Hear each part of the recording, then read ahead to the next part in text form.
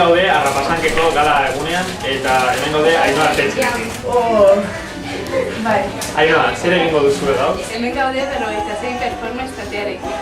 Hemen gaude Gorkarekin. Gorka, zer egingo duzu gaur? Gaur... Hemen gaude Inigo eta Erkorekarekin. Ukabillako taldeko parte. Hemen gaude gara egunean Alaitasunarekin taldearekin. Bueno, nola sentitzen zarete gaur? Alaitasun.